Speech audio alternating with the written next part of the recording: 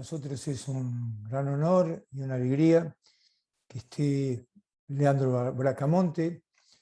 Tanto él es un representante joven, estudioso de la literatura y la lengua persa. El conocimiento de la cultura persa no es habitual, siendo la cultura persa una de los principales transmisores de conocimientos tradicionales, no de la más remota antigüedad.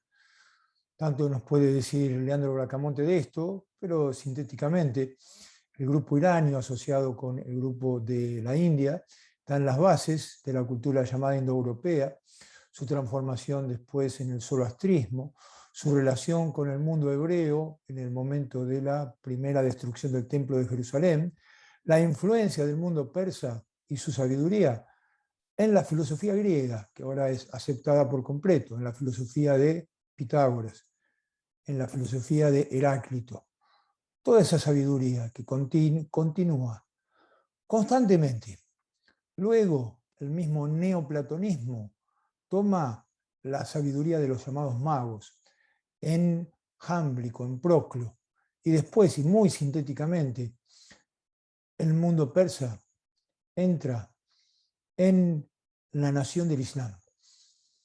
El Islam, el Corán, es una revelación para toda la humanidad. Y todo aquello que el mundo persa conocía enriquecerá la transmisión de la cultura y de la religión islámica. Todo esto que aparece en la obra de Atar ad-Din, de la que hablará Leandro Bracamonte, de muchísimos textos que están escritos en persa, que han sido conocidos, sí, por intelectuales como Goethe, como Borges, ni hablar, pero que habitualmente no se lo toma en su total consideración. Que actualmente la cultura persa está viva en el actual Irán, eso es lo que conoce muy bien Leandro Hassan Bracamonte, con el que compartimos tantas cosas. No solo porque los dos nos llamamos Leandro, que eso es algo circunstancial, sino algo esencial, que los dos nos hemos convertido al Islam y somos parte de una misma nación, que es una invitación a toda la humanidad. Que el texto de Atar ad-Din, la Asamblea de los Pájaros, es una de las más bellas joyas simbólicas de la humanidad, en lo que es la llamada mística. Es eso de lo que nos hablará Leandro Bracamonte con su conocimiento de la lengua persa, porque, esto también lo compartimos, es la lengua la llave para penetrar en una auténtica tradición. Y él la tiene, y tiene la generosidad de compartirla con nosotros y sumarse a este proyecto que está vivo. Es Pitagórica el lugar de reunión para las tradiciones y para los buscadores. Por eso le deseamos que tengamos hoy, bueno, un hermoso encuentro. Le damos la palabra al hermano Hassan Bracamonte. Muchas gracias.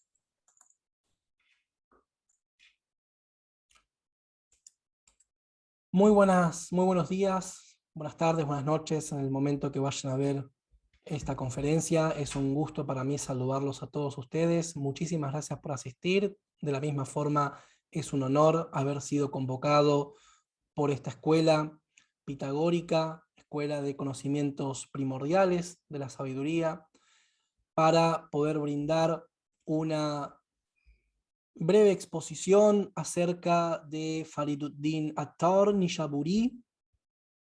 Por lo tanto, cabe destacar que los saludo a todos ustedes con el saludo al Islam. Assalamu alaikum wa rahmatullahi wa barakatuh. La paz y las bendiciones de Dios sean con vosotros. Y para comenzar, también antes agradecer a mi querido hermano Leandro Pinkler por esta introducción realmente emocionante, un gran resumen acerca de lo que sería la tradición persa y de los pueblos iranios que tanto le ha legado a la humanidad. Vamos a comenzar la exposición de hoy, la breve charla de hoy, basándonos en primera instancia en definir dos términos, que son Erfan va Tasavvuf. Son términos que, tal como yo los he pronunciado, son así conocidos en lengua persa. Mas cabe destacar que son términos de origen árabe. La terminología árabe en la lengua persa es de suma importancia, en especial para las ciencias del espíritu, dada la influencia de la tradición islámica en esta lengua, sobre todo en el último milenio. Por lo tanto, como se pronunciaría originalmente es Irfan wa Tasawwuf, tomando la fonética de la lengua árabe, lengua de la revelación del Sagrado Corán y por ende de la tradición islámica. Irfan viene del verbo árabe arafa, que como tal significa conocer. Por lo tanto, cuando se habla de Irfan, se habla de una vía de conocimiento, la vía de conocimiento de lo trascendente y también del interior de uno. Ya esto lo trataremos a lo largo de esta charla. El conocimiento de uno mismo es de suma importancia. Por lo tanto, hay una cuestión que debemos identificar en primer lugar, que es la diferencia entre mística e irfán. Mística, si nos atenemos a su origen etimológico, es el conocimiento de los misterios. Y como tal, la tradición islámica no es una tradición mistérica. De la misma forma, la palabra mística en el contexto del desarrollo de la tradición cristiana ha tomado una significación particular, que tampoco es aplicable a lo que conocemos como irfán en la tradición del Islam. Y esto es muy importante de destacar, dado que lamentablemente mucho de lo que nosotros conocemos de otras tradiciones, en especial las tradiciones de Oriente, como en este caso la tradición islámica, el irfán y el sufismo, tiene como particularidad que lamentablemente se trabaja con analogías o con asimilación de términos que no son practicables, dado que las tradiciones como tal no se pueden superponer. Ambas provienen de una fuente y como tal se las debe entender desde esa misma fuente. Irfán, si lo quisiéramos traducir, lo podríamos traducir por gnosis, y no en el sentido del gnosticismo como corriente, ¿sí? Que digamos en las primeras épocas del cristianismo, sino gnosis en su sentido etimológico, en su sentido de gnosis como conocimiento. Por lo tanto, cuando hablamos de irfán, en el marco de la tradición islámica hablamos propiamente de una vía espiritual, una vía de conocimiento lo trascendente, que como tal es única y propia de la tradición islámica. Después vamos a definir el término tasawwuf. El término tasawwuf tiene como particularidad que es traducido como sufismo en la lengua castellana. Aunque es mejor siempre referirse como tal a lo que corresponde a la lengua original. Tasawwuf habla de una vía espiritual y para explicarla nos vamos a centrar en su descripción lingüística, que si bien es un tema ya trillado, que se conoce bastante, no viene mal recordarlo, en especial para los neófitos en esta materia, aquellas personas que están conociendo tal vez por primera vez hoy la tradición del irfán y el tasawwuf. Tasawwuf viene de la palabra suf o sof, que como tal se la asimila a lo siguiente. La palabra suf se referencia a la lana, ¿sí?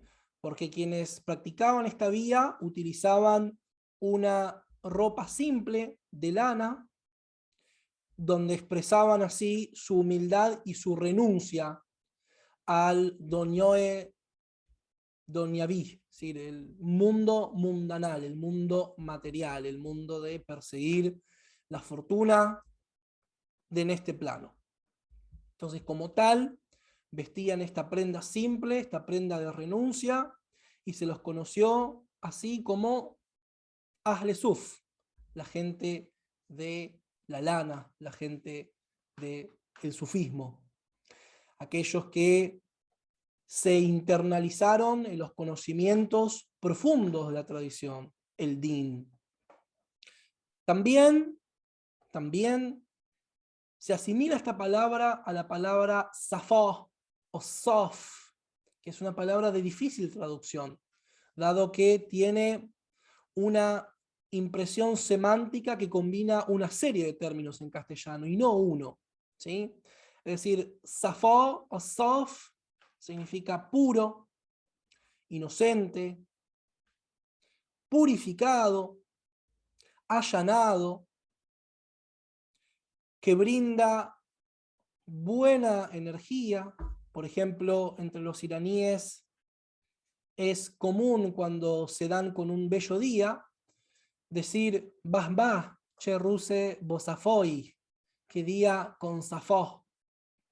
De la misma forma, esta palabra tiene una grandísima importancia en todo lo que es la historia de Irán, sobre todo el Irán como lo conocemos hasta el día de hoy. Es un Irán que se remonta a la dinastía Safaví, justamente, la dinastía que encaró su expansión el Shah Ismail Safaví, cuyo ancestro es uno de los más importantes exponentes, ¿sí?, de los máximos referentes en realidad de la tradición, la vía espiritual del Safá, del Erfán y el Tasawwuf, que fue Sheikh Safá ed-Din Ardabili.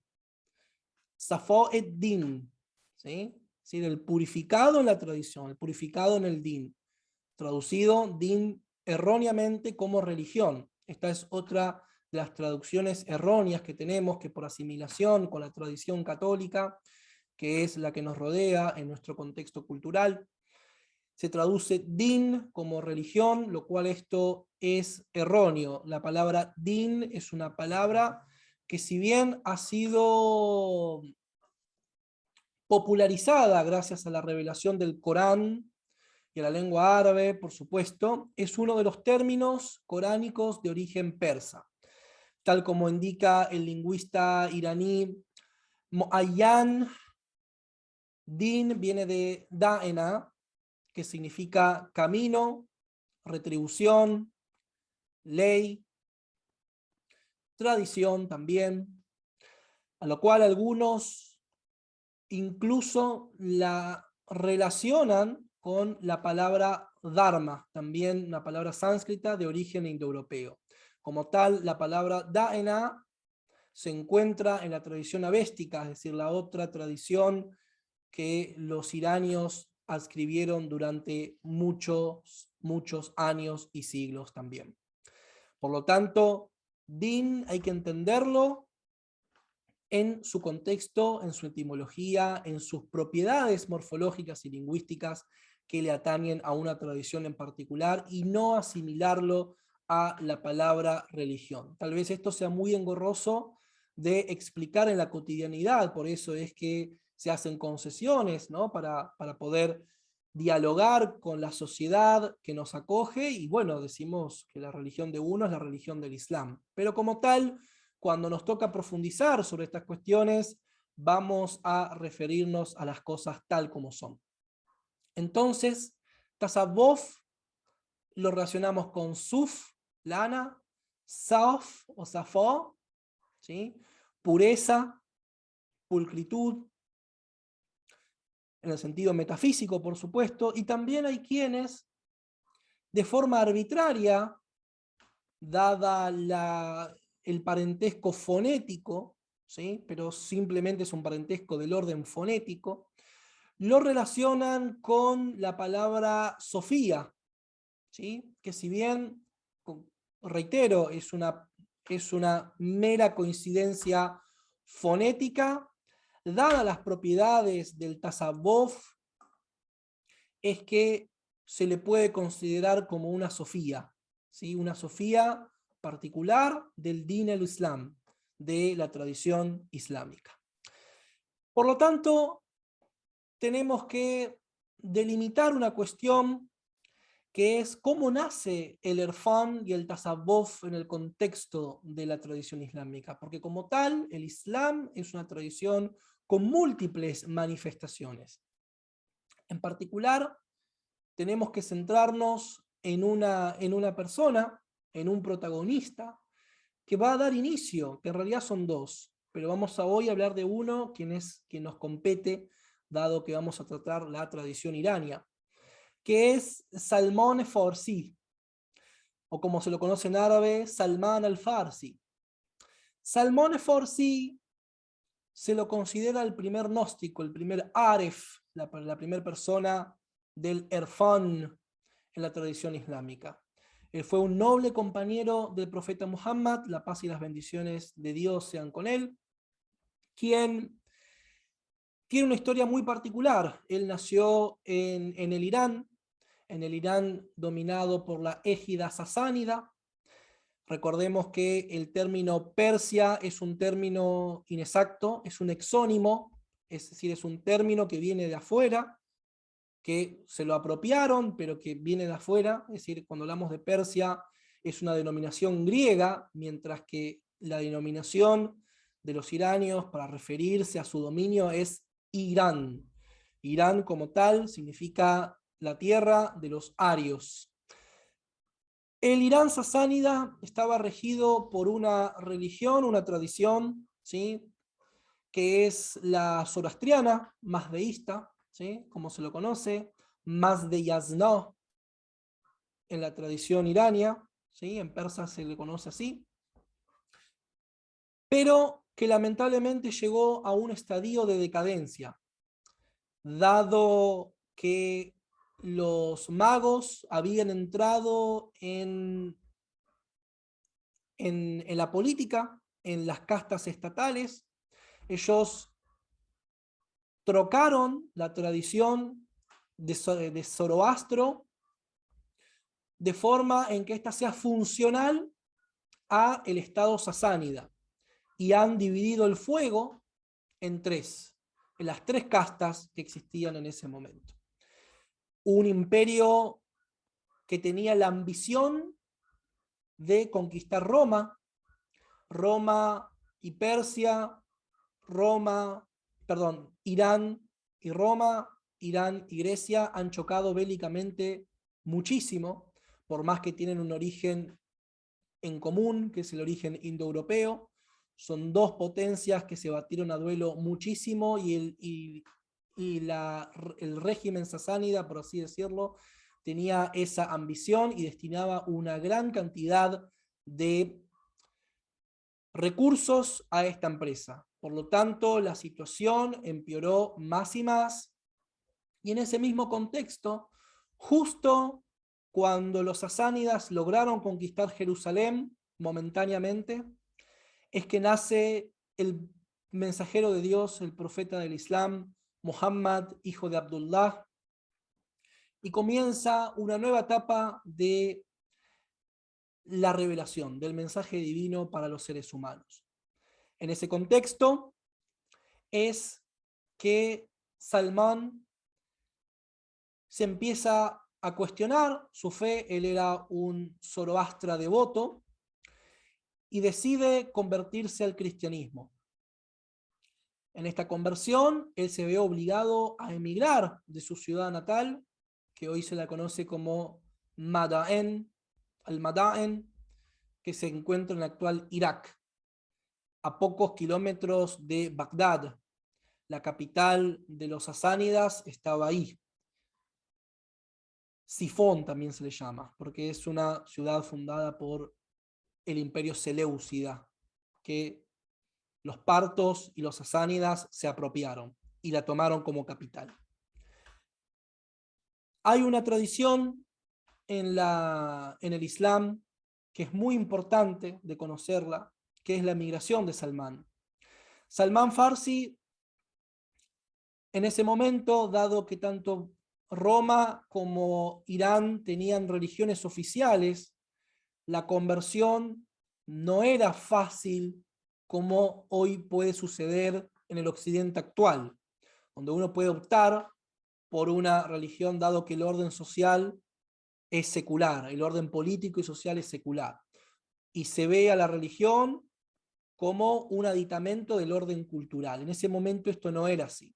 Por ende, los cristianos en el imperio sasánida la pasaban mal, y los zoroastras en el imperio romano también la pasaban muy mal. Por lo tanto, cuando él decide convertirse al cristianismo, escapa y es interceptado por la Guardia Imperial Sasánida en un campo de flores donde él ya sabía que era su último momento. Él corre, se tropieza y empieza a recitar un nombre bíblico, Elía, y lo repite varias veces. Hace su aparición ahí una persona que lo defiende y logra expulsar a los guardias que estaban atentando contra su vida. En estado de shock y abatido por la situación, empieza a tomar las flores y arma un ramo de flores y se lo regala sin verle la cara a esa persona que lo ayudó. Esto sucedió en el sur de una ciudad que existe hoy, que se llama Shiraz, en un prado conocido como Arjang, que también continúa hasta el día de hoy. Es decir, esto puede ser visitado. Es el prado de Salman Farsi, donde él se salvó. Luego de su emigración y su conversión al cristianismo, él emigra hacia Roma y es sometido a la esclavitud.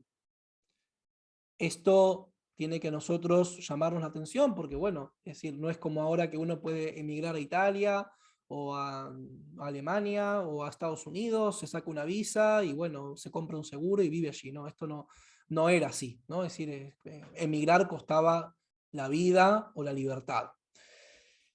Y fue esclavizado por una persona de la tradición judía, en la cual en ese momento se enteró de la manifestación del profeta del Islam y decidió emigrar a la Meca. Trabajó para su libertad, pudo ser trasladado allí, donde también fue reducido a la esclavitud, es decir, estuvo a punto de perder su vida y perdió su libertad en 2 oportunidades. Y ya vamos a ver por qué estamos haciendo estos detalles. Esto es muy importante de tenerlo en cuenta. Hasta que encuentra al profeta del Islam y se convierte en uno de sus más fieles compañeros, al punto que el profeta del Islam le dice: tú eres de mi familia, anta ya Salman min ahli beiti, tú eres de la gente de mi casa. Y ahí es donde se da una diferencia, se da la conversión de Salman, entre Salman al-Farsi a Salman al-Muhammadi, es decir, ya no relacionado a un pueblo en particular, sino a una tradición, a la única patria que puede ser defendida, que es la patria del espíritu. Y esto es muy importante, porque el Islam nace como una tradición universal, es decir, entre los mismos compañeros del profeta. Es decir, la primera umma, la primera comunidad que el profeta instaló, la primera comunidad islámica, habían personas de todo el mundo, del oriente, del occidente, había personas de todas las naciones, gente del continente asiático, del Medio Oriente, de Europa, tenía un compañero romano también, gente de África. Por lo tanto, esto es importante, porque el Islam como tal, que mucha gente ignorante lo trata como la religión de los árabes, así, es una tradición espiritual universal, donde la primera contradicción es en el de Umma, ¿sí? O sea, la comunidad espiritual contra el Qaum, ¿sí? La tribu, la etnia, ¿sí? Es decir, que eran los árabes paganos de ese momento. Salman Farsi escaló y terminó siendo un aref, un conocedor un conocedor de la trascendencia. Al punto en que el profeta comentó que si los otros compañeros conocieran lo que conoce Salmán, se convertirían en incrédulos. Es decir, el conocimiento de Salmán Farsi es un conocimiento que no es para cualquiera. Hay una jerarquía aquí, ¿sí? Y el mundo islámico hoy incluso es así, es decir, las distintas interpretaciones y las distintas ópticas y profundidad del conocimiento que es la tradición, nos dan las expresiones más diversas que podamos conocer, por más que lamentablemente en nuestro contexto occidental se tienda a analizar el mundo islámico como monolítico y monocromático, cuando esto no es así de ninguna forma. También se dio su encuentro con el Imam Ali, es decir, el yerno del profeta del Islam, donde este le dice: Salmán, ¿recuerdas cuando estabas en peligro y alguien te ayudó? Y le dice que sí. Y le comenta el ramo de flores que le regaló. Y le dice: si tú vieses ese ramo de flores, ¿lo reconocerías? Y Salmán le dice: por supuesto. Y el Imam Ali, el yerno del profeta, le muestra un ramo de flores y le dice: quien te salvó fui yo. Mi nombre en la Biblia es Elía. Ali, Elía, ¿sí? Esta conexión entre el idioma hebreo y el idioma árabe no es una casualidad. Entonces Salmán ahí se emociona y se funden en un abrazo, ¿sí? Que es uno de los momentos más trascendentes de la tradición islámica. Y estas dos personas justamente son aquellas que todas las cofradías del sufismo, del tasawwuf, reivindican como hombres fundacionales. Prácticamente todas las tariqas o capinos del tasawwuf reivindican al Imam Ali como su hombre iniciático, y quienes no, a Salmán Farsi, o a ambos también. Por lo tanto, entender esto es imprescindible para entender el tema que estamos tratando en el día de hoy. La cuestión de la tariqa, de las cofradías, de la línea sucesoria de maestros, es algo muy importante en la tradición del tasawwuf. Por eso, sobre quien vamos a hablar hoy, Fariduddin Attar Nishaburi, una de sus obras es el Tazkiratul Awliya. El Tazkiratul Awliya es traducida en español como el Memorial de los Santos. Es la primera persona que establece una línea de maestros espirituales en la tradición islámica. Es una obra extensa donde se detalla la biografía y el fazilat, el fazoyel, es decir, los rangos espirituales de cada uno de los maestros. Y es interesante que hay una traducción en el castellano donde, digamos, también en la obra original, la primera persona, el primer maestro que señala Fariduddin Attar Nishaburi, que es el autor que tratamos hoy, es el Imam Jafar Sadiq. El Imam Jafar Sadiq es conocido como el sexto imam, en lo que sería la línea sucesoria de los 12 imames, en la tradición chiita. Y así también es conocido como el Ra'isul Mazaheb, el jefe de las escuelas en la tradición suní, dado que los imames, los sabios de la ley, de la sharia, en el sunnismo fueron sus discípulos directos. Y Fariduddin Attar Nishaburi lo selecciona como el primer hombre, como el primer maestro espiritual. Es decir, aquí es donde se cruzan las tradiciones dentro del Dinul Islam, y es una persona distinguida, quien Fariduddin Attar Nishaburi lo selecciona como el primero en su obra Tazkiratul Awliya, el Memorial de los Santos, y empieza así. Dice: Jafar Sadiq, el sexto imam, era hijo de Muhammad Bakr, el quinto imam, hijo de Zainul Abidin, el cuarto imam, hijo de Hussein, el tercer imam, y Su madre fue Farwa, hija de Muhammad, hija de Abu Bakr, el primer califa. Nació en Medina en el año 83 y murió en prisión en el año 148, es decir, aproximadamente un siglo después de la vida del profeta Muhammad. Es por esta razón que es muy importante conocer esta tradición y entender cómo se desarrolla en la tradición de los pueblos iranios entre los persas. Vamos a destacar también que Fariduddin Attar-e-Nishapuri se separa de nuestros días en aproximadamente 800 años. Nació aproximadamente en el año 1145 de la era cristiana. Vivió en la decadencia del imperio selyúcida, de los turcos, no los turcos otomanos, sino los selyúcidas, y murió en el avance de los mongoles. Que esto, como tal, es un mito. Se entiende que él murió en esa época, mas no se sabe, no hay un documento probatorio histórico de cómo él murió, ¿sí? Es decir, simplemente Attar-e-Nishapuri desapareció misteriosamente, ¿sí? Aunque tenemos en la ciudad de Nishapur, o Nishapur, en la actual República Islámica de Irán, en la provincia del Jorasán, su santuario, ¿sí? Que es una bella mezquita donde se guardan sus restos, y allí cualquiera puede visitarla y conectarse con esta santidad. Fariduddin Attar, tal como indica su nombre, Attar, era una persona que se dedicaba a la venta de perfumes, Attar, como así también a la farmacia natural, es decir, en ese momento ellos confeccionaban medicación en base a los vegetales, en base a las esencias, y por eso Attar lleva ese nombre.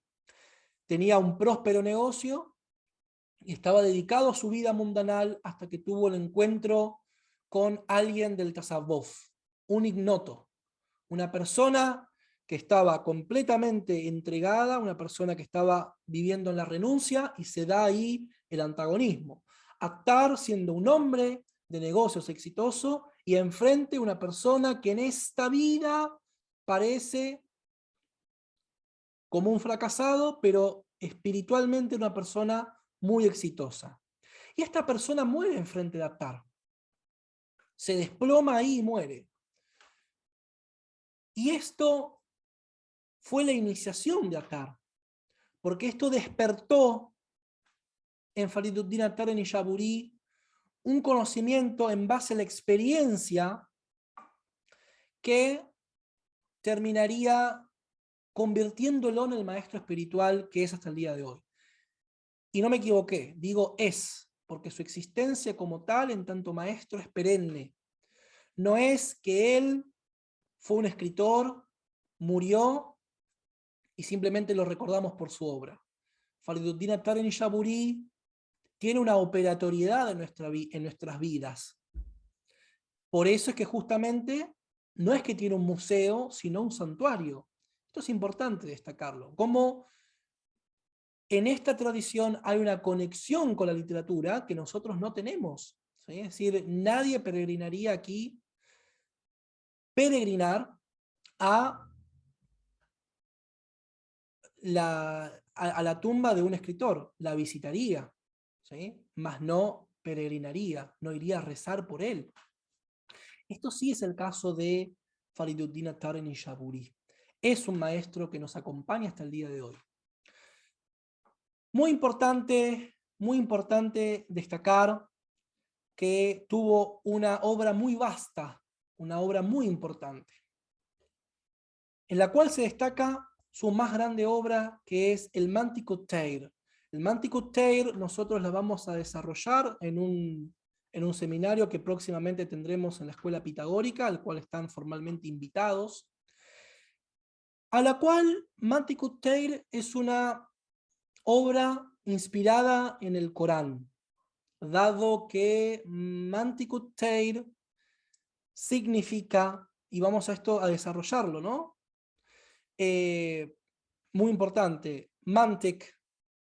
Mantek como tal tiene múltiples traducciones, también no puede ser traducido exactamente al castellano. Se lo conoce como conferencia, como coloquio, como lenguaje. Mantek también significa lógica, ¿sí? Es decir, conocimiento de la lógica, en el mundo islámico se le dice Darsul Mantek. Y at-tayr es el plural de teir, ¿sí? Pájaros, ¿no? Entonces, bueno, esta obra fue traducida con todos estos títulos. El lenguaje de los pájaros, el coloquio de las aves, el lenguaje de los pájaros, etcétera, etcétera, etcétera. De inspiración coránica porque en el Corán se recuerda a Salomón, el profeta Salomón, quien tenía el conocimiento del lenguaje de los pájaros. Por lo tanto, se basa en esto Fariduddin at-Tar-e-Nishaburi para escribir su Mantiqut Tayr, cuyo argumento central, el cual lo resumiremos, más les recuerdo que lo vamos a tratar en un seminario particular, la escuela pitagórica, es una reunión de pájaros que deciden emprender un viaje. En este viaje se ven con la necesidad de un guía, y ese guía aparece. Y hay 7 valles que tienen que sortear para llegar a destino. Y finalmente son pocos los que llegan a destino. Es decir, la multitud es inmensa, pero los que llegan son una minoría. Y esto habla nuevamente de las jerarquías que existen en el camino del Islam. Muy importante. Cabe destacar que esta obra es una obra que quien esté en un camino espiritual, va a experimentar un antes y un después, dado que es una obra con un potencial operatorio. ¿Sí? Es decir, esto va a transformar nuestra alma, porque en primer lugar, el reconocer a cada una de las aves nos hará reconocernos a nosotros mismos, a ver el estado de nuestra alma y ver dónde estamos fallando, dónde nos estamos autoengañando y qué es lo que necesitamos para poder avanzar en este camino. Ali Sinopur, como se lo conoce en persa, y como se lo conoce en castellano, Avicena, decía que el alma es un pájaro enjaulado. Y ese pájaro tenía que librarse de su jaula para poder volar. Es decir, en el contexto de esta tradición,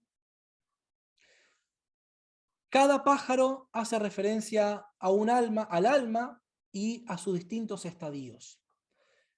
Las distintas aves que aparecen, como puede ser el águila, el pavo real, la bubilla, como así también muchos otros, son estadios del alma, que Fariduddin at-Tar-e-Nishaburi, con un lenguaje simple y zoológico, nos invita a reconocernos a nosotros mismos.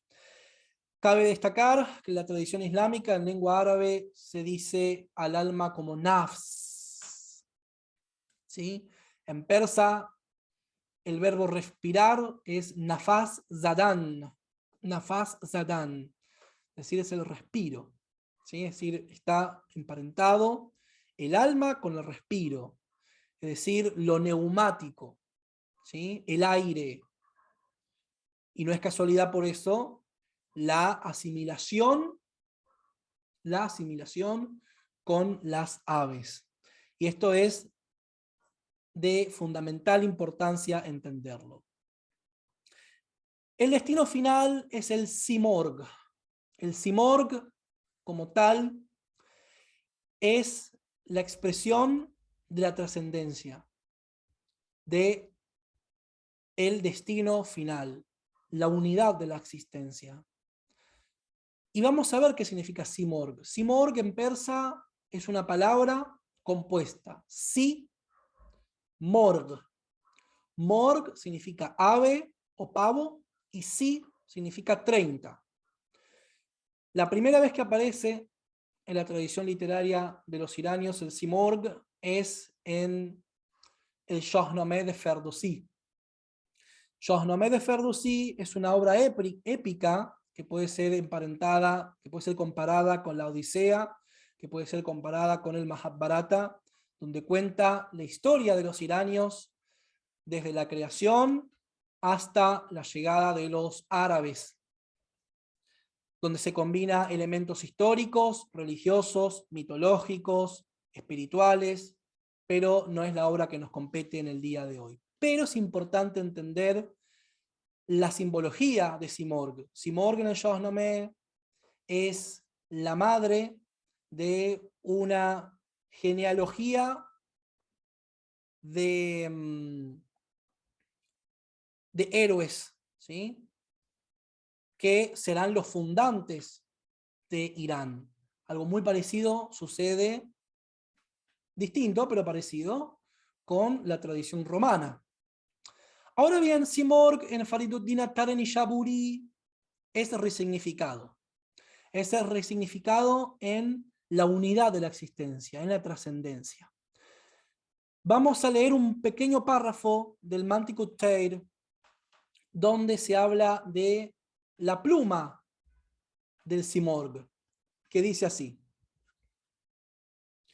la pluma del Simorg, primera manifestación del Simorg. Cosa extraña lo que concierne al Simorg. Comenzó a manifestarse en China en la mitad de la noche.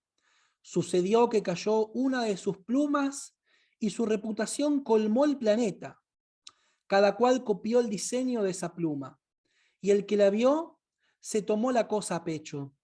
Esa pluma, en la actualidad, está en la sala de las pinturas en China, y por eso que el profeta dijo: vayan en búsqueda del conocimiento, aunque tengan que viajar a China. Si no fuera por esa pluma del Simorg, no habría tanto revuelo en el mundo. Respecto de este ser enigmático, esa huella de su existencia es prenda de su gloria. Toda alma es portadora del sello de su diseño. Su descripción no tiene fin, ni comienzo, de modo que es inútil hablar más. Ahora ustedes, hombres del camino, pónganse en marcha, den el primer paso. Esto nos habla de la sutileza, de la presencia sutil de Allah, exaltado sea, de Dios, en el mundo denso, aquello que podemos experimentar con nuestros sentidos. Tal como explican los filósofos y los gnósticos, la creación es la manifestación, es la elocuencia de Dios. Podemos conocer a Dios y experimentarlo a través de conocer su creación. Es por eso que la pluma del Simorg, como algo sutil, es aquello que nos invita a un viaje desde la inmanencia a la trascendencia.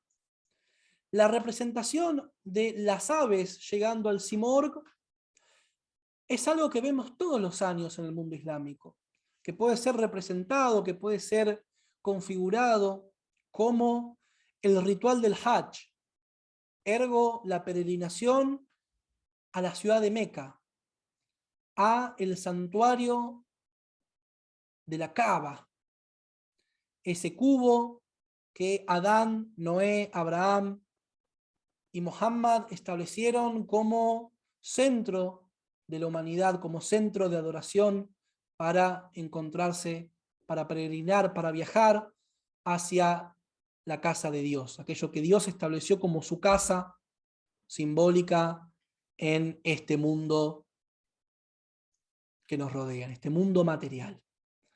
Es decir, cuando los musulmanes realizan el Hajj, realizan la peregrinación y giran a través de la Kaaba, están en ese encuentro, tal como las aves junto con el Simorg. Y ya no se distinguen uno de otro. Cuando uno ve lo que son la peregrinación y la circunvalación de los musulmanes en la Kaaba no va a poder distinguir uno del otro. Es como una marea humana que se vuelve una. Y es justamente por eso que Simorg recibe ese nombre. El encuentro con el Simorg es esa unión de las 30 que se hacen una en la trascendencia, en Dios, alabado sea. Por eso mismo, a esto se le llama el faná, la extinción. Y es por eso mismo que el Corán dice: ciertamente de Dios somos y a Él retornamos. Inna lillah wa inna ilahi raji'un. Esto es lo que expresa el Mantiqut Teir. En el seminario vamos a poder tratar parte por parte, valle por valle, pájaro por pájaro, cada una de todas estas, de todas estas explicaciones, de todas estas indicaciones de este camino que nos invita a recorrer Fariduddin Attar Nishapuri.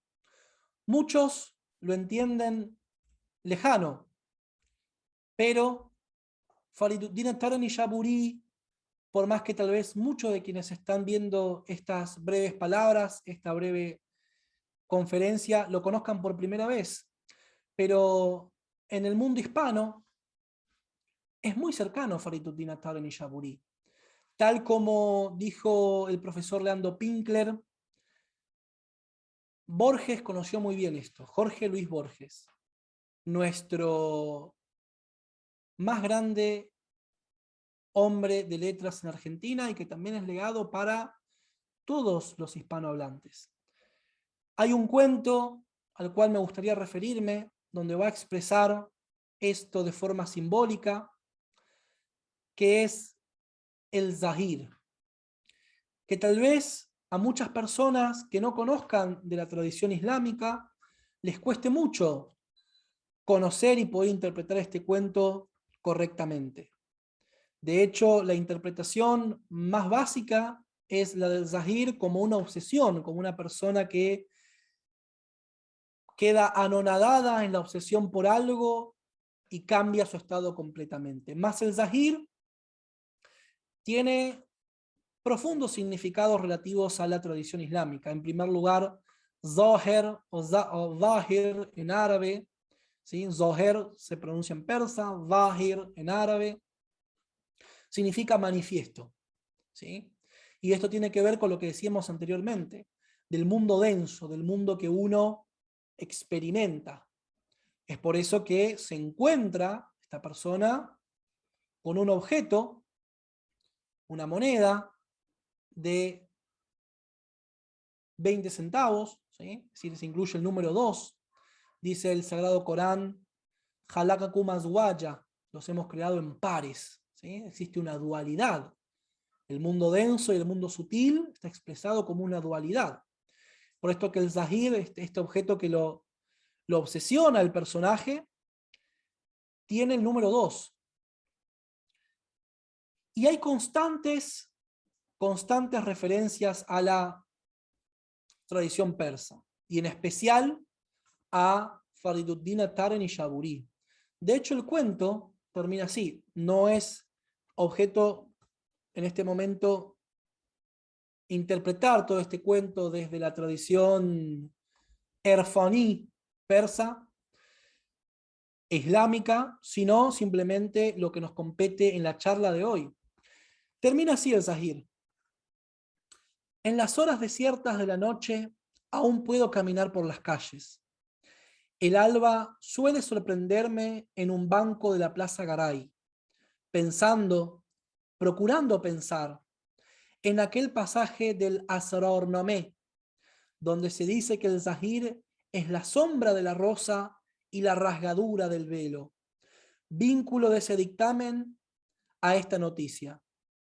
Para perderse en Dios, los sufíes repiten su propio nombre o los 99 nombres divinos hasta que ya nada quieren decir. Yo anhelo recorrer esa senda.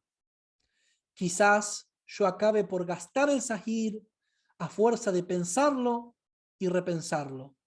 quizás detrás de la moneda esté Dios.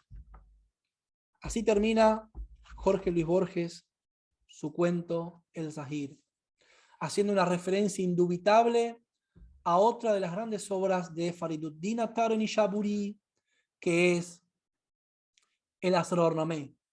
El Asror-Nameh es una obra de las más importantes del autor, a quien se la regaló a Jalaluddin Muhammad Rumi, que es otro de los grandes exponentes de esta tradición, a quien tal vez tengamos la oportunidad de exponer en otra ocasión. Este libro fue cedido a él y habla de la continuidad de una tradición. No es casualidad la elección de Borges del Asror-Nameh, que puede ser traducido como el libro de los secretos. Asror es una palabra de origen árabe, cuyo singular es sir, secreto. O sea, Asror significa secretos. Nameh, que hoy se utiliza como la palabra carta en persa, también puede ser significada como escrito o libro. Dada esta cuestión, podemos concluir que la referencia de Borges justamente nos llama a este mismo viaje. Y ahí es como Borges, que representa a todos los hispanohablantes, que representa a los argentinos, nos invita a transitar el camino de los pájaros y a unirnos a el coloquio de los pájaros, el Manticut Tale. Muchas gracias y espero sus preguntas.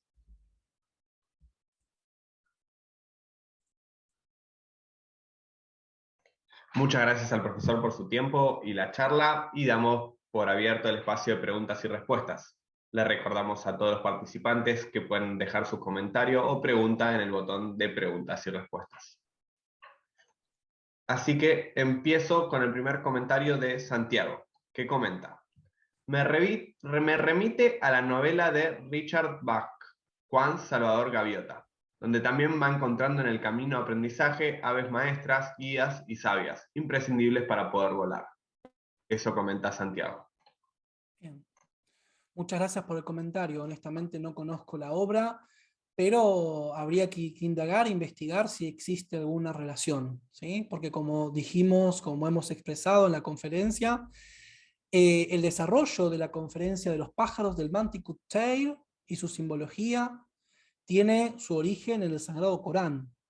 Por lo tanto, estaría bueno investigar a dónde se remite ese autor, que entiendo que es un autor sajón, a elaborar esa simbología y desarrollar esa obra. De ser muy amable, le agradecería que me la alcance para poder examinarla, leerla y estudiarla. Muchas gracias por su respuesta. Y Ed pregunta, que es una pregunta más de escritura. Dice: buenas, por favor, ¿cómo se escribe el nombre completo de este maestro santo del que nos habla el profesor Bracamonte, en el cual leíste el texto? Bien, bueno, eso precisaría un soporte gráfico, pero básicamente me gustaría explicar un poco el nombre. Fariduddin, ¿sí? Que en la fonética castellana lo escriben todo junto. Fariduddin, ¿sí? Hay muchos nombres que terminan con din, que es un término que ya hemos explicado en la conferencia. Attar, también hemos explicado, ¿sí? Attar. Nishabur, Nishaburi. Este es un tipo de apellido muy común entre los iranios, en particular entre los persas, que existe hasta el día de hoy. Es decir, prácticamente todos los persas famosos de este momento tienen un apellido así, terminado en I, como por ejemplo el actual presidente de la República Islámica de Irán, Raisi, el anterior, Rouhani, el actual líder, Khamenei, y etcétera, etcétera, etcétera, donde se le agrega el sufijo i para relacionarlo con o bien una noble cualidad o bien un toponimio, el nombre de un lugar, ¿sí? Es decir, hace referencia a la ciudad natal. De hecho, por ejemplo, a Rumi también se le conoce como Muhammad Jalaluddin Balji, relativo a la ciudad de Balj. En el caso bactriana, en la antigüedad, hoy existe en Afganistán como Balj. En el caso de At-Tar-e-Nishaburi, relativo a la ciudad de Nishabur, en la provincia de Jorasán, donde floreció la tradición espiritual de los iranios y también la lengua persa, porque la lengua persa, tal como la conocemos hoy, la lengua persa tiene 3 estadios: el aqueménida, el sasánida, conocido como persa pahlavánic, y el actual, que es el persa nuevo. Digamos, se manifiesta en términos literarios con el Shahnameh de Ferdowsi. Ferdowsi también es otra persona del Jorasán. De hecho, tenemos muy cercanas las tumbas, los mausoleos de Ferdowsi en la ciudad de Tuz, en las inmediaciones de Mashhad, una ciudad muy importante en el Jorasán iraní. En Nishabur tenemos a Attar y también a Omar Khayyam. Por lo tanto, toda esta zona del Jorasán, hoy en tanto conflicto, porque la mayor parte del Jorasán se encuentra en Afganistán, es una de las zonas más importantes. Y de hecho, es decir, nos separan 800 años, pero vemos que esa provincia, que en ese momento estaba siendo arrasada por los mongoles, hoy también es una zona de mucho conflicto. Que si bien no nos atañe en esta conferencia hablar de temas de actualidad ni políticos, está interesante este paralelismo, ¿no? Es decir, que la flor de loto que surge en el barro. Adelante. Muchas gracias por su respuesta. Y seguimos con una pregunta de Alberto Testa. ¿Qué pregunta? ¿Cómo es la cotidianeidad en el día a día operativo que se hace para acercarnos a Dios? Bien, en el contexto de la tradición islámica, cabe destacar de que es una tradición que está enraizada con Ismael, ¿sí? Hijo de Abraham. Ismael, su traducción significa Dios o yo. Por lo tanto, las experiencias fonéticas, lingüísticas son de mayor importancia en el Islam. La recitación del Sagrado Corán, las oraciones, como así también los recuerdos, el zikr, ¿sí? Tal como expresaba Borges ahí en su Sahir, son las prácticas básicas en la tradición islámica. Por lo tanto, cuando uno encara un camino dentro del Irfán y el Tasawwuf, pasan varias horas o minutos tal vez, lo importante es la intensidad y no la cantidad, repitiendo distintas tradiciones. En el caso del chiismo existe un libro de básica importancia que todos los practicantes del Islam chiita tienen en su casa, junto con el Corán, que es un libro bastante gordo que se llama Mafatihul Jinan, o Las llaves del paraíso en castellano, donde existe una serie de súplicas y salutaciones donde los practicantes de esta tradición colman sus días y su calendario, dado que existen súplicas, dua o salutaciones, ziyarat, para días específicos, para santidades en particular, y también para momentos particulares del año, como los meses. Existe en el Islam una administración del tiempo muy importante, tanto en el calendario lunar, donde se marcan las efemérides religiosas, como así también en los fenómenos solares, dado que las oraciones se deben hacer según la posición del sol, al mediodía, a la mañana, al ocaso y a la tarde. Muchas gracias por su respuesta y seguimos. Edgar Armando Córdoba pregunta: ¿qué bibliografía básicas en español nos recomiendas para ahondar en el maestro? En México llegó El coloquio de la pájaro, pero aparece como autor Peter Sis, con Y. Bueno, para conocer un poco esta obra, desde ya que los invito, además del seminario que vamos a dar, donde vamos a tratar todos estos temas de forma extensiva, donde vamos a trabajar terminología y un largo etcétera. Esta edición, que salió aquí en Argentina, es muy buena, que la pueden comprar y conseguir fácilmente, de la editorial, ya les voy a decir,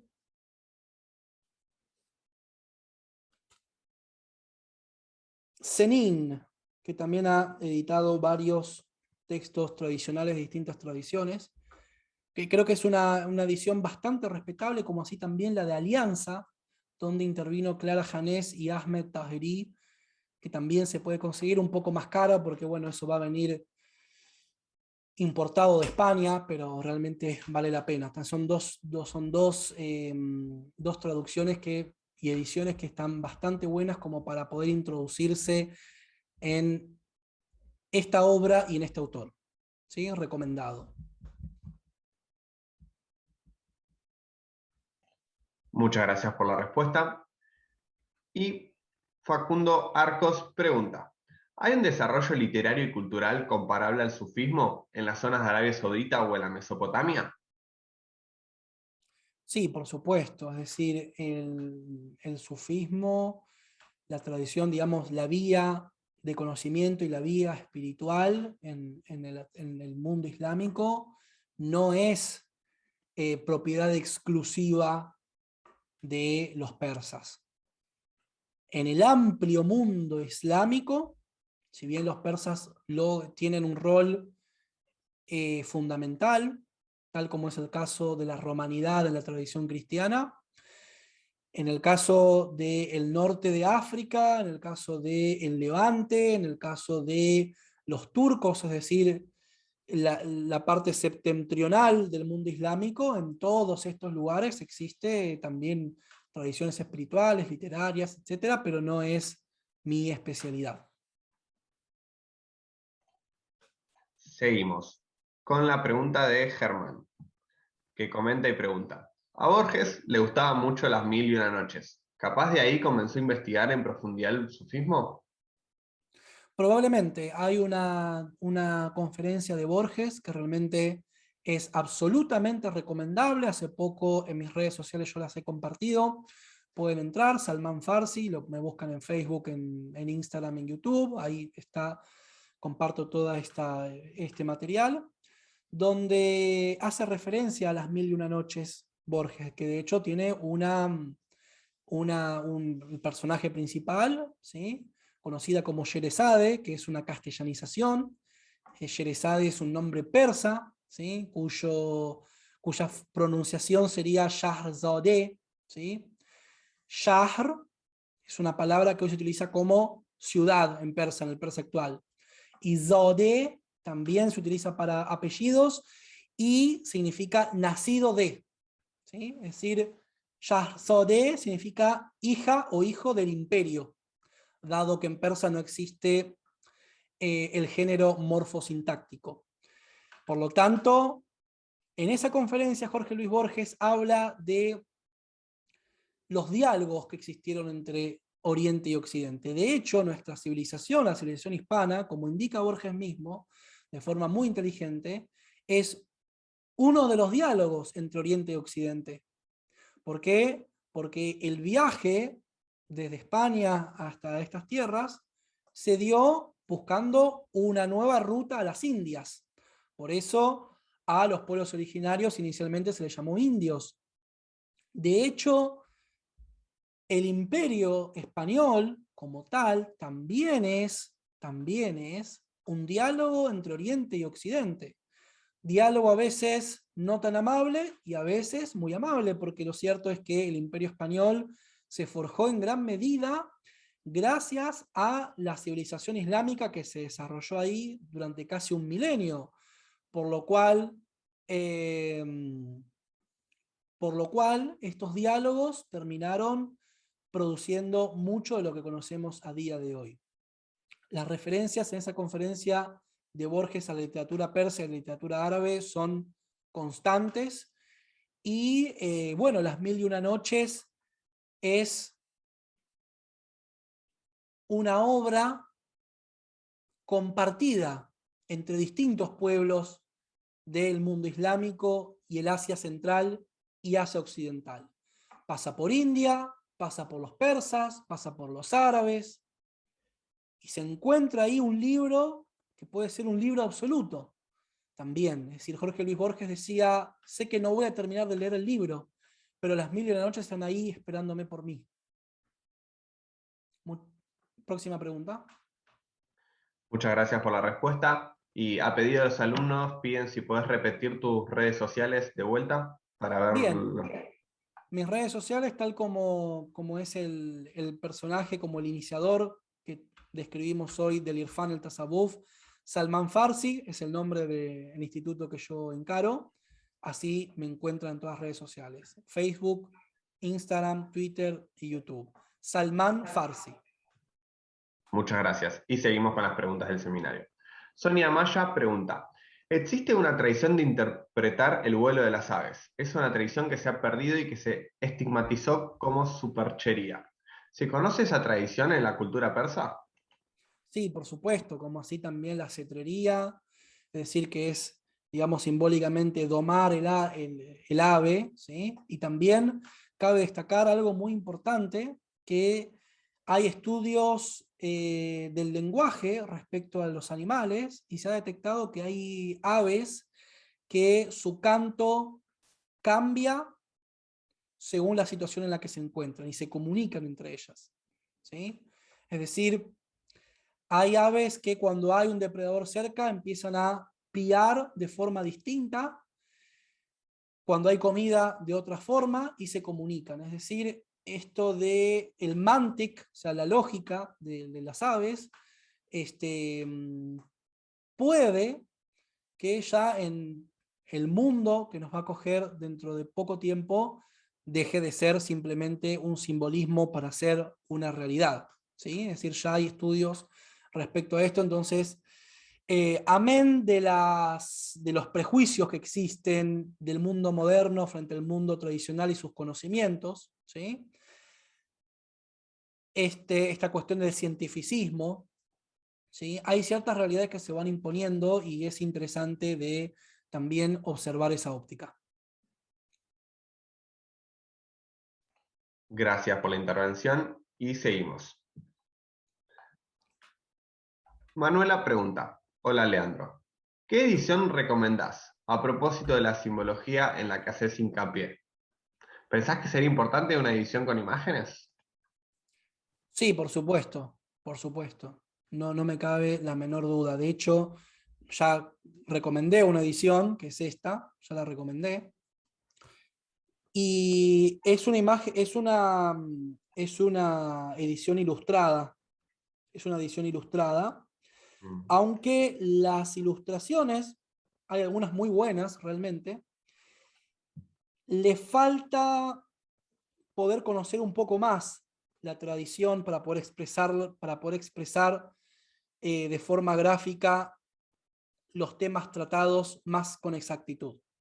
No obstante, la miniatura, el arte plástico entre los iranios es algo muy común y de hecho hay muchas ediciones en Irán que fueron graficadas, que realmente son obras maestras, realmente he visto cosas maravillosas, donde incluso se detalla cada una de los estadios, ¿sí? Cada una de las aves, cada uno de los valles, el simorg, realmente no tiene desperdicio trabajar ese tema. Lo que tenemos es respetable, pero bueno, se puede profundizar más, sin lugar a dudas.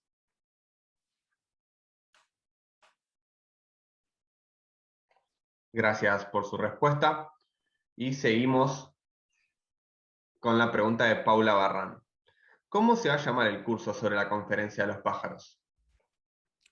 Bien, todavía no hay un nombre definido, pero es básicamente lo van a encontrar refiriéndonos a TAR y la conferencia de los pájaros, seguramente. Es a partir del próximo mes, en octubre. Muchas gracias y proseguimos con la pregunta de Leandro. ¿Qué pregunta? ¿Cuál es la relación de Atar con Rumi? Y si pudiera hablar más de Rumi y su paso a Konya. Bien, es una muy buena pregunta. Como tal, Rumi tiene dos maestros, uno del cual se habla mucho, que es Shamse Tabriz, conocido mejor como Shamse Tabrizi, donde él tiene, digamos, consigue su clímax espiritual, pero tiene un primer tiene un primer maestro que fue Fariduddin Attar, que le legó el Asrornameh, y de hecho Rumi tiene que irse de su ciudad Balj, en Jorasán, ¿sí? Recordemos, sería el noroeste de la actual República Islámica de Irán, entre la República Islámica de Irán y el actual Afganistán, que todavía no sabemos bien cómo se va a llamar este estado, pero hasta hace no pocos días se llamaba República Islámica de Afganistán. En esa zona geográfica es que existían estos maestros, ¿sí? Allí nacieron. El padre de Rumi tenía serios problemas con la corte de ese momento y tiene que emigrar, tiene que irse. En esa migración, justamente, ¿no? Es otro tema, ¿no? Recuerden, la migración del profeta, la migración de Salman Farsi, el Hajj, es decir, la peregrinación a la Meca, la peregrinación hacia los santos, ¿sí? El viaje de los pájaros. Esto es algo recurrente, hay que prestar plena atención en esto. Él tiene que emigrar y en esa migración encuentra a Fariduddin Attar, con quien tiene un diálogo profundo, ¿sí? Que esto es, digamos, algo muy parecido a lo que experimentó Platón con Sócrates, ¿no? O sea, Rumi queda enamorado de sus dos maestros. Esto es muy importante. En esa oportunidad, Attar le dice seriamente al padre de Rumi que claramente veo en él que llegará a un maqam, a un estadio espiritual que prácticamente nadie ha llegado en la historia y sin duda será de los grandes maestros. Lo cual esto se tomó a la ligera en ese momento y ellos emigran a una ciudad que se la conoce en persa como Konya. Konya, o la actual Konya, queda en la actual República de Turquía, Anatolia. En ese momento, Konya era una ciudad persa parlante, y ahí es donde él encuentra a Shamse Tabrizi. Como indica su nombre, Tabriz, otra ciudad que se encuentra en la actual República Islámica de Irán, le brindó a él su conocimiento. Shams Tabrizi quería quedar como un ignoto hasta que se cruzó con Rumi, y Shams tampoco es un término aleatorio. Shams significa sol en árabe, indica la fuente, ¿sí? Es decir, Shams iluminó a Rumi, y lo que conocemos a través de Rumi simplemente es un destello de Shams Tabrizi, ¿sí? Esto es muy importante porque Rumi tiene una muy prolífera obra, es uno de los grandes maestros, una de las personas más influyentes en la espiritualidad islámica, pero simplemente es un destello del sol que fue Shams Tabrizi, a quien también hay una separación misteriosa. Shams Tabrizi se pierde, ¿sí? Esto también es algo que en la tradición islámica aparece muchísimo. De hecho, los chiitas tienen la creencia del imam oculto, ¿sí? El imam número 12, quien desapareció y se manifestará. También aparece la palabra Zoher, Zuhur en este caso, porque es un sustantivo, manifestación del imam Mahdi. Zuhure Emomen Zamon, la manifestación del imam de la época. Volviendo a Rumi, es decir, estas dos zonas geográficas, y vamos a hacer hincapié en esto, ¿no? Es decir, Jorasán, el norte del mundo islámico, y también, ¿no?, hasta Konya, es decir, toda la zona norte fue recorrida, ¿sí?, por él. Tabriz también es zona norte, y bueno, Konya sería también zona norte, o sea, toda Turquía, ¿no? Es decir, si uno ve dónde está la península arábiga, ¿sí?, está al sur. Tenemos el Sham, ¿sí?, que es el Levante, y tenemos la zona norte, ¿no?, desde Konya hasta Balj, el Jorasán. Muy importante centrarnos geográficamente para entender la amplitud del mundo islámico y los fenómenos que allí se van dando. Próxima pregunta. Gracias. Y seguimos con la pregunta de Lu Maranga, que dice: buenos días, profesor. ¿La danza giratoria sufí está vinculada a los pájaros? Pregunta Lu. Sí, por supuesto, como hemos explicado anteriormente, la cuestión del giro, como se expresa en el ritual del Hajj, el giro de las aves en su vuelo, que forman el simorg, y que se extinguen en ese simorg, que simbólicamente es la trascendencia, que simbólicamente es Dios, es parte de lo que se expresa en la danza giratoria, que lamentablemente, si bien hay gente que la practica con la seriedad que corresponde, digamos, en la actual Turquía se ha vuelto un fenómeno turístico-cultural, ¿sí? Es decir, la gente va a ver esto, sobre todo los turistas europeos, no tienen ni la más pálida idea de lo que eso representa y lo disfrutan como si fuese una danza folclórica, ¿no? Es decir, en el mundo islámico hay otras danzas folclóricas. Esta es una danza de orden espiritual que hace referencia también, que se enlaza con una de las poesías de Rumi, que es justamente la danza o el baile de los átomos, que se utiliza el verbo raks kardan, o sea, hacer danza en persa. Zarhos raks konan, tiene que ver justamente con eso. Y bueno, ¿no? Es una invitación a profundizar en todos esos fenómenos que, bueno, es decir, lamentablemente el mundo moderno y la globalización tienden a la secularización, es decir, a tomarse ciertas cosas de origen de orden sagrado como meramente productos de consumo y también, digamos, para el disfrute, ¿sí? Para la diversión, ¿no? Diversión es justamente aquello que nos aleja, que nos retrasa, ¿no? Distinto al término de ocio, que es totalmente distinto. Es importante hacer esa conexión entre Attar, Rumi, el viaje de los pájaros y la danza giratoria. Gracias por la respuesta. Y pregunta Catalina Galindo: ¿el ave fénix fue la única que se le permitió volar viva hasta el paraíso? No, no necesariamente. No necesariamente, y aparte hay una cuestión que es muy importante de distinguir. El simorg no es un ave fénix. Hay una materia que es la ornitología, el estudio de las aves, que se ha dedicado una colega iranóloga de España, Laura Castro Royo, a quien recomiendo revisar sus trabajos al respecto, y comenta que el simorg no es emparentable con un ave fénix, si bien el fénix aparece su viaje al paraíso en el Manticore Tale. Gracias. Y dejamos la pregunta de Franco, que pregunta: ¿pertenece Attar a una orden tárica conocida? ¿O cuál es su linaje, cadena de transmisión? No que se sepa, no que se sepa. Es decir, fue una persona que se inició y él justamente el Tazkiyatul Awliya es un manual para que la gente se refiera